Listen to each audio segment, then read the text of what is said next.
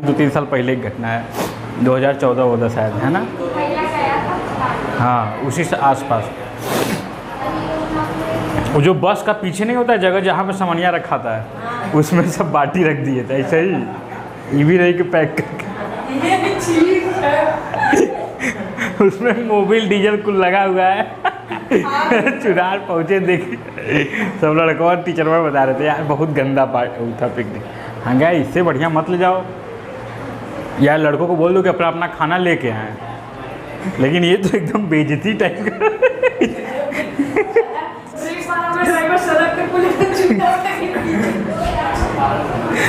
नहीं, वहाँ जूता के नीचे कहाँ पहुँचेगा, वो पीछे जो डिग्गी टाइप का नहीं होता है उसमें रखा गया था। हाँ, सामान रखा जाता है। हाँ हाँ हाँ, अरे बड़ा गंदा। वही अब यहीं चुनार किला वहीं घुमा के ले आए।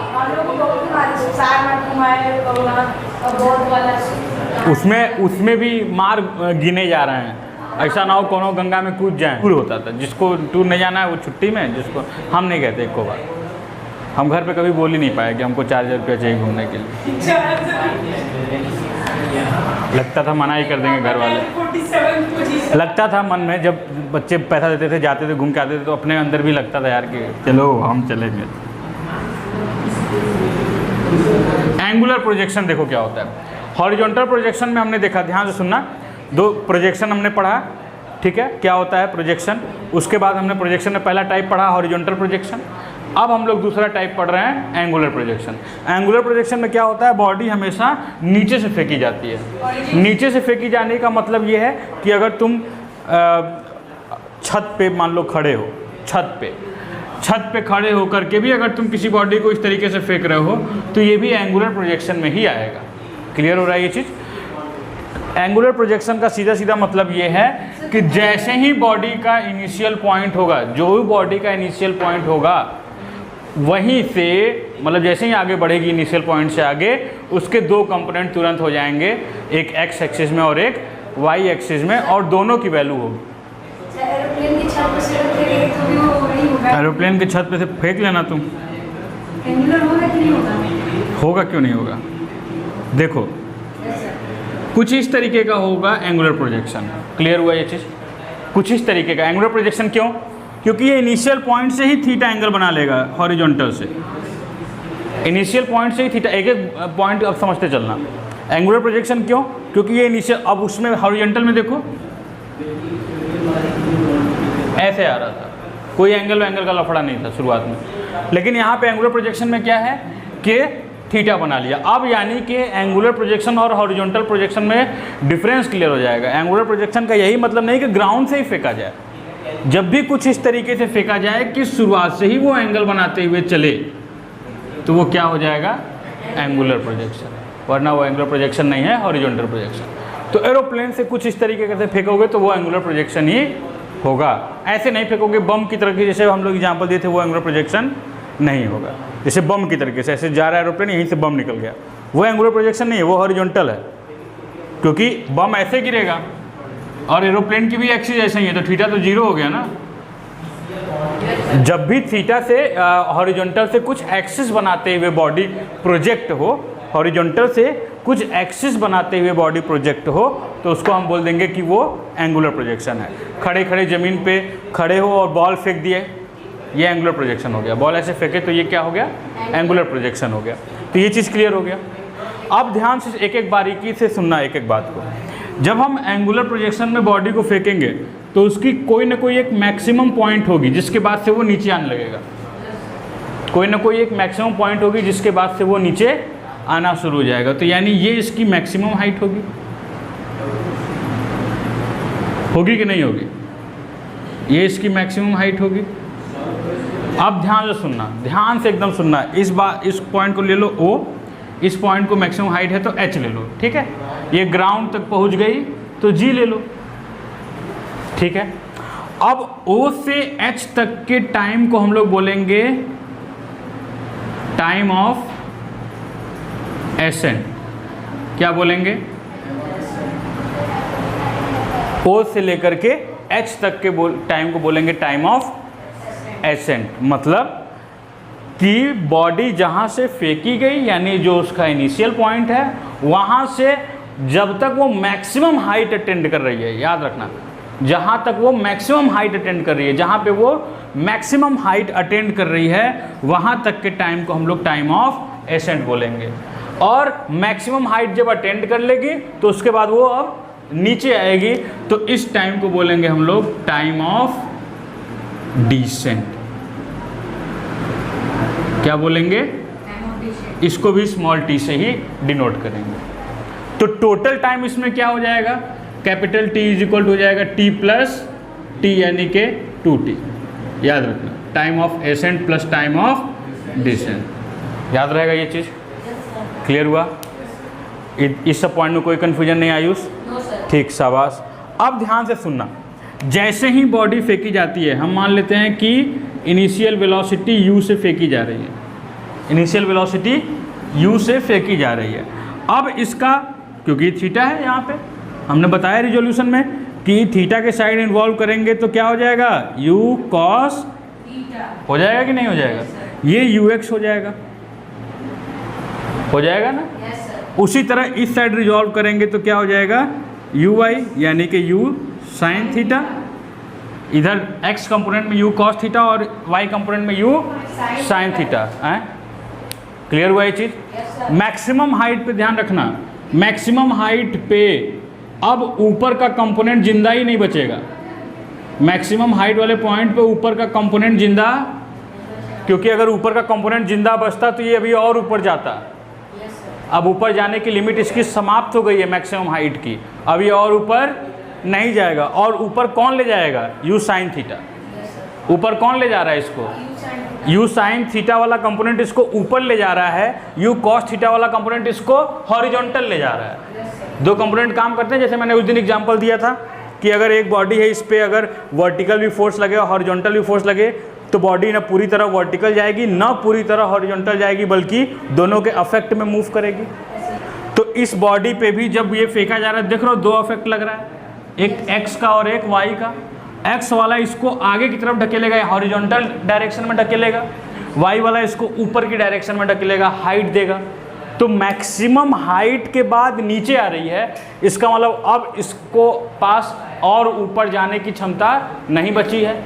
मैक्सिमम हाइट मतलब वही ना कि अब ये ऊपर और नहीं जा सकता। अब ये ऊपर और नहीं जा सकता, इसका मतलब कि u y यहाँ पे क्या है? 0, यानी u y के पास अब u y सब खत्म हो गया। क्लियर हो रहा है ये चीज़? ठीक है ना? अब u y खत्म हो गया, यहाँ पे u y का कंपोनेंट खत्म हो गया, सिर्फ यहाँ पे क्या बचेगा? u x यानी कि u cos। समझ में आई बात? और u y तो u sin थीटा तो 0 हो जाएगा। क्लियर हुआ? अब यहाँ पे ध्यान से समझना, जब 0 से h जा रही है, जब 0 से तो एक्सेलरेशन नेगेटिव मिलेंगे। 0 से जब मैक्सिमम हाइट जा रही है तो ग्रेविटी के अगेंस्ट काम कर रही है, ऊपर जा रही है ना, तो ग्रेविटी के अगेंस्ट काम कर रही है ना। और जब मैक्सिमम हाइट से नीचे आएगी प्लस का जी लेंगे, ये भी ध्यान रखना है। उससे ज़्यादा बारीकी है इसमें, देख रहे हो ना? अब इसमें एक चीज़ और ध्यान देना, बहुत कायदे तरीके से इस बात को सुनना कि ax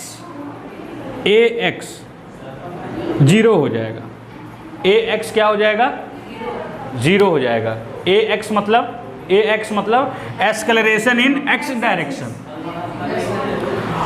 और बॉडी जैसे ही हम ऊपर फेंकेंगे, हम बॉल को ही लेते हैं, फेंक देते हैं, तो एक्चुअली हम अपना पूरा फोर्स ऊपर की तरफ लगाते हैं। हमारा ये कभी इंटेंशन नहीं रहता है कि हम बॉल को ऐसे फेंक रहे हैं। जब भी हम बॉल को उछालते हैं तो हम पूरा बल देते हैं कि बॉल कितनी हाइट में चली जाए, यानी हमारा पूरा फोर्स ऊपर की तरफ होता है। यानी हम कोशिश करते हैं कि जितनी भी एक्सेलरेशन इसको मिले वो ऊपर की डायरेक्शन में मिले। और जब हम बॉल को इस तरीके से फेंकते हैं किसी को मारने के लिए, तब हम सोचते हैं कि हमारा पूरा एक्सेलरेशन एक्स एक्सिस में हो, आगे की तरफ हो। ध्यान से सुनना इस बात को कॉन्सेप्ट को दिमाग में धंसा लेना कि जब भी किसी वस्तु को ऊपर की तरफ फेंकते हैं हम लोग, ठीक है, तो हमारा पूरा कंसंट्रेशन रहता है कि एक्सेलरेशन इसको ऊपर की तरफ मिले, क्योंकि हमारा ऑपरेशन उसको ऊपर ही भेजना है। तो हमारा एक्सेलरेशन भी ऊपर ही होगा, तभी जितना हम एक्सेलरेशन उसको ज़्यादा देंगे उतना ही और ऊपर हो जाएगी। और जब भी हम चीज़ों को हॉरिजॉन्टली फेंकते हैं, सामने की तरफ फेंकते हैं, तब हमारा कॉन्सेंट्रेशन होता है कि इसको एक्सेलरेशन सामने की तरफ मिले, ताकि वो ज़्यादा से ज़्यादा डिस्टेंस चला पाए। बात समझ में आ रही है? किसी दुश्मन को तुमको मारना होगा, सामने है तो तुम ऐसे करके मारोगे नहीं ना, सामने ही मारोगे ना। और अगर ऊपर होगा तो ऊपर की तरफ करके मारोगे। तो जब तुम बॉल को ऊपर की तरफ फेंक रहे हो तो एक्चुअली में एक्सेलरेशन एक्स एक्सिस में दोगे कि वाई एक्सिस में? वाई एक्सिस में, वाई एक्सिस में ही दोगे। और वाई एक्सिस का एक्सेलरेशन होगा कितना? माइनस का जी। कहाँ से कहाँ तक का? ओ से एच तक का। क्लियर हुआ कि नहीं हुआ? एक्सेलरेशन ड्यू टू ग्रेविटी काम करेगा। एक्स एक्सिस में तो तुम एक्सेलरेशन दे नहीं रहे हो, इसलिए ए एक्स इज इक्वल टू 0 हो गए। क्लियर हुआ? ठीक। तो अब हम पहले ये डायग्राम बना लो, थोड़ा सा मैं इसको छोटा कर दूंगा, उसके बाद मैं डेरिवेशन शुरू करूंगा। जल्दी के बना लो, एक एक पॉइंट लिख लो अच्छे से। यहाँ पे फिर उसके बाद ए वाई जो होगा। अब बहुत गौर से देखो, वही X Y, time of flight, जो वो सब हम निकाले थे वही इसमें भी निकाल दिए। हॉरिजॉन्टल में नहीं निकाले थे, एक्स निकाले थे, वाई निकाले थे, टाइम ऑफ फ्लाइट निकाले थे, तुम्हारा रेंज निकाले थे, मैक्सिमम हाइट निकाले थे, वही सब इसमें भी निकालना है। ठीक है, तो शुरुआत करते हैं। तो S is equal to u t plus half a t square, ये होता है स्टैंडर्ड फॉर्मूला। हमको निकालना है x, यानी मान लो कोई बॉडी यहाँ पे है, मान लो कोई बॉडी, तो ये डिस्टेंस हो गई x की, इसको मिटा देते हैं। ये डिस्टेंस हो गई x की और ये डिस्टेंस हो गई, तो ये x हमको चाहिए और ये y हमको चाहिए। कॉन्सेप्ट समझ में आया? क्या चाहिए, क्या निकालने का प्रयास कर रहे हैं? ठीक। तो जब x निकालना है तो s की जगह हो जाएगा x, u की जगह हमको लेना होगा ux, टाइम की जगह लेना होगा टाइम ऑफ एसेंट, ठीक, प्लस हाफ इसकी जगह ax इंटू टी स्क्वायर। सबको समझ में आ रही है बात? अब x is equal to u x की वैल्यू क्या है बच्चा लोग? u cos थीटा, तो u cos theta into t plus half x की वैल्यू बच्चा लोग टी स्क्वायर, तो ये सब 0 हो जाएगा, यानी x इज इक्वल टू क्या हो जाएगा? u cos theta T. उसमें क्या आ रहा था? ut। हॉरिजॉन्टल में याद करो, x is equal to ut आ रहा था, इसमें क्या आया? u cos theta into t, तो वही थीटा वाला एंगल का है सिस्टम। x हो गया। y पे आते हैं हम लोग सीधे डाक के, same formula, s is equal to u t plus half a t square. शाबाश। s की जगह क्या लिख देंगे? y निकालना है तो u की जगह u y t plus half a y t square. बोलो गलत बोल रहा हूँ? सही बोल रहा हूँ ना?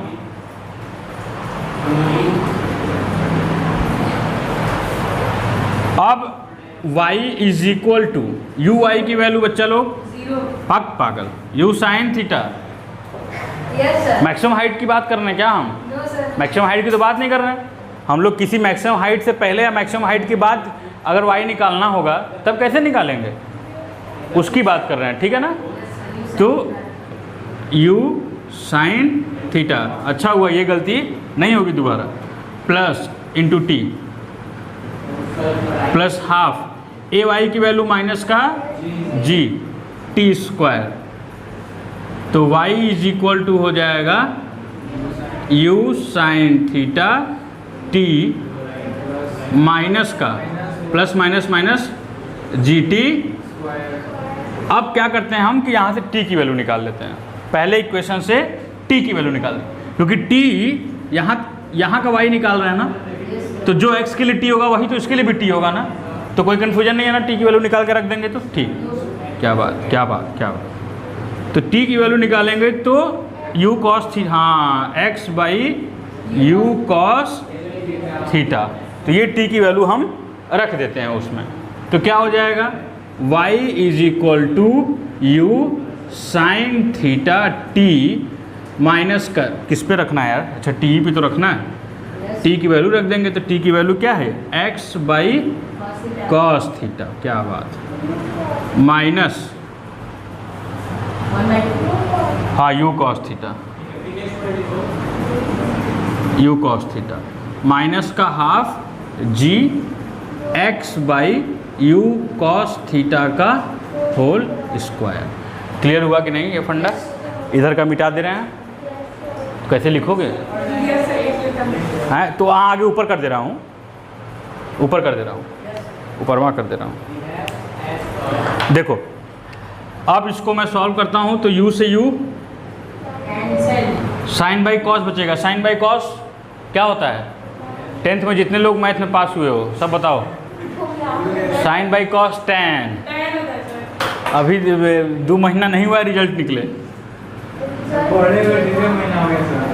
सही इस बार जुगाड़ तुम लोगों का मोदी लगा दिए हैं, निकल लिए तुम लोग, नहीं तो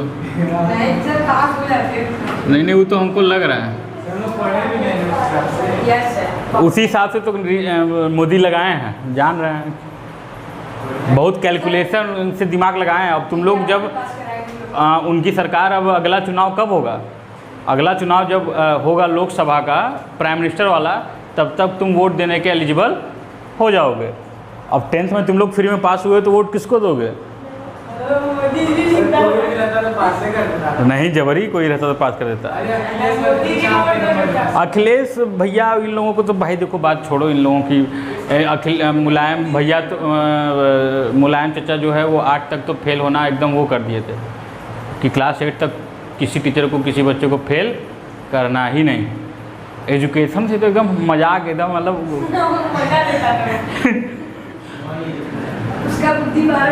अब ये हाफ और इसको स्क्वायर करेंगे तो g x square by u square cos square theta, तो साइन बाई कॉस tan हो जाएगा, तो y इज इक्वल टू हो जाएगा x tan थीटा माइनस का हाफ जी, क्या दिक्कत हो बच्चा लोग, you square cos square theta.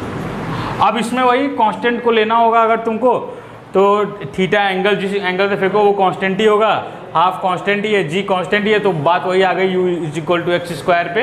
यानी कि जब भी कोई बॉडी फेंकी जाएगी एंगुलर प्रोजेक्शन में तो वो पैराबोलिक पाथ बनाएगा। क्लियर है ये चीज़? नोट कर लो अब ध्यान से। अब मैं इसको फिर फिजिक्स, तो क्या हुआ, कॉन्सेप्ट क्लियर है तो काहे डर? टाइम ऑफ फ्लाइट यानी कि कैपिटल टी, कैपिटल टी मतलब कि time of ascent plus time of descent, descent, और दोनों को स्मॉल टी से डिनोट करते हैं। यानी कि total time of flight T is equal to क्या हो जाएगा 2t। होगा ना ये चीज़? इससे ये भी क्लियर हुआ कि जो स्मॉल टी होगा वो होगा total time of flight upon 2। ये चीज़ क्लियर हो गया। अब ध्यान से सुनना, ध्यान से मेरी बात सुनना, मैं कैसे क्यों ये किया हूँ। t इज इक्वल टू हो गया capital T upon 2, capital T upon 2, capital T पूरा टाइम अपॉन 2 यानी आधा टाइम। यानी ये अगर पॉइंट मैं निकाला तो डायरेक्ट यहाँ का पॉइंट निकालूंगा, यहीं पे तो t बाई 2 होगा, यही पॉइंट। तो इस चीज़ को समझना ध्यान से। यहाँ पे हो जाएगा हमारा t बाई 2। अब यानी कि ये पॉइंट निकालेंगे तो काम हो जाएगा हमारा।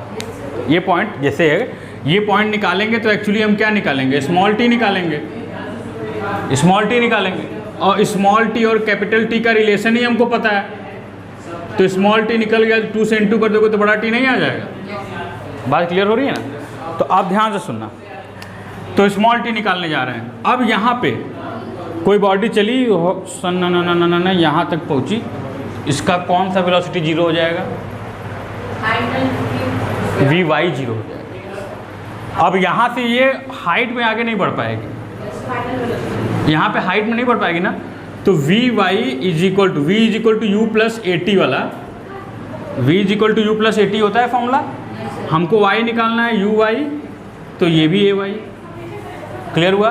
फाइनल वेलोसिटी हमेशा 0 होगा यहाँ पे y के टर्म में, y के टर्म में, ठीक है। इनिशियल वेलोसिटी यू वाई क्या होगा, यू साइन थीटा, यही होगा ना, प्लस ए वाई क्या है माइनस का इंटू टी, इसको इधर भेज दो तो ये हो जाएगा माइनस का u sine theta is equal to minus का जी टी, माइनस माइनस ये प्लस हो गया, जी को नीचे भेज दो तो टी इज इक्वल टू क्या हो गया बच्चा लोग, यू साइन थीटा अपॉन जी। ये हो गया स्मॉल टी, ये क्या हो गया, तो कैपिटल टी क्या है, कैपिटल टी है 2 इंटू टी, कैपिटल टी है 2 इंटू टी, तो capital T is equal to हो जाएगा 2 इंटू टी, यानी कि 2 into u sine theta upon g. यानी कि ये हो गया total time of flight 2 u sine theta upon g. Note कर लो। अब रेंज निकालना है, मैक्सिमम हाइट निकालनी है बस, तो वो भी निकाल लेते हैं, स्मॉल सिंपल सा है। मैक्सिमम हाइट यानी ये h, ये पूरी मैक्सिमम हाइट को तुम ले लो स्मॉल h निकालना है, यानी कि y एक्सिस में काम करना है हम लोगों को। हाइट निकालना है तो y एक्सिस में काम करना है, रेंज निकालना है तो x एक्सिस में काम करना है। तो हाइट में काम करना है, यानी कि simple the formula, maximum height की मैं बात कर रहा हूँ आयुष, ठीक है। तो मैक्सिमम हाइट की जब मैं बात करूँगा तो s इज इक्वल टू क्या लिखूँगा, u t plus half a t square, यही ना। अब मैक्सिमम हाइट यानी s को रिप्लेस हो जाएगा h से, मैक्सिमम हाइट यानी h, यू टी y है यानी यू आई क्या हो जाएगा, u साइन इंटू टी की वैल्यू निकाले हो, u sine theta upon u sine theta upon g plus half a y यानी के माइनस का जी इंटू टी स्क्वायर यानी यू साइन थीटा बाई जी का स्क्वायर। समझ में आई एक बात, नहीं समझ में आई ना। तो h इज इक्वल टू क्या हो जाएगा, u square sine square theta upon g minus का प्लस माइनस माइनस का, ये जी से जी तो ख़त्म हो गया, नहीं जी स्क्वायर हो जाएगा बच्चा लोग, काटना नहीं अभी नहीं काटना, हाफ जी ओपन कर देता हूँ समझ में आ जाएगा, u square sine square theta upon g square, क्योंकि टी स्क्वायर है ना। तो अब ये जी से ये स्क्वायर खत्म होगा, यानी नीचे वाला जी बच जाएगा। तो h इज इक्वल टू हो जाएगा u square sine square theta upon g minus का half u square sine square theta upon g. देख रहे हो सेम क्वांटिटी है, u square sine square theta upon g, u square sine square theta upon, बस इसको solve करना है। तो पहले ये नोट कर लो, फिर मैं इसको सॉल्व करता हूँ।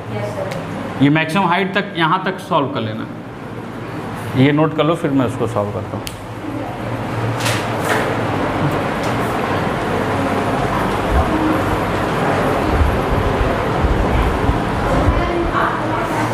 अब देखो हैं, हो गया है। तो देखो यहाँ तक आ गए थे हम लोग, h is equal to u square sine. अब देखो ध्यान से, इसमें सेम क्वांटिटी है, मतलब वही वाला कॉन्सेप्ट। अगर कहीं ऐसा लिखा रहा होगा x माइनस हाफ x, आराम से कर लोगे ना इसको। कैसे करोगे, एलसीएम लोगे, यही ना, दांत नहीं पोड़ रहे हो, तो ये क्या हो जाएगा, होगा ना। यहाँ पे x की जगह क्या है, u square sine square theta upon g, क्योंकि देखो दोनों जगह वही आया, वही आया है ना। ठीक इसी तरह सॉल्व करेंगे कि नहीं सॉल्व करेंगे, करेंगे ना। तो ध्यान से देखो, तो h इज इक्वल टू क्या हो जाएगा, एलसीएम ले लोगे तो हो जाएगा 2g, हो जाएगा ना 2g। अरे इसको ऐसे भी तो लिख सकते हो, इंटू ही तो है, अब समझ में आ रही बात ना, 2g। तो ये हो जाएगा 2 you square sine square theta minus you square sine square theta, यानी h इज इक्वल टू आ जाएगा u square sine square theta upon maximum height निकालने का सिंपल सा फॉर्मूला आ गया। अब एक ही चीज़ बची है, रेंज।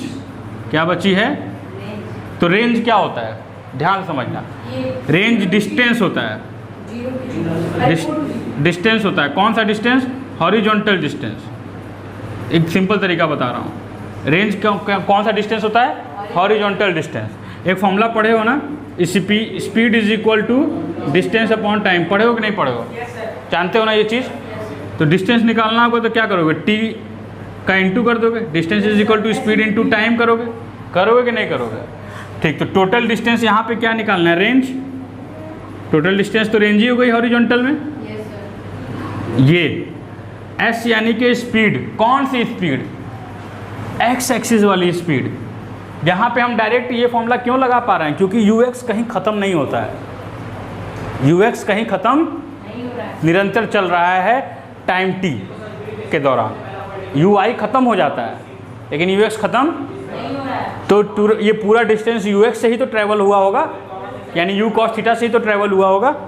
तो डिस्टेंस क्या हो जाएगा, यू कॉस थीटा, समझ आ रही बात ना, इनटू टाइम यानी टाइम ऑफ फ्लाइट, क्योंकि ये पूरा रेंज जब कवर हो जाएगा तो पूरा टाइम भी कवर हो जाएगा, time of ascent plus time of descent, यानी टोटल टाइम लोगे, टाइम ऑफ फ्लाइट।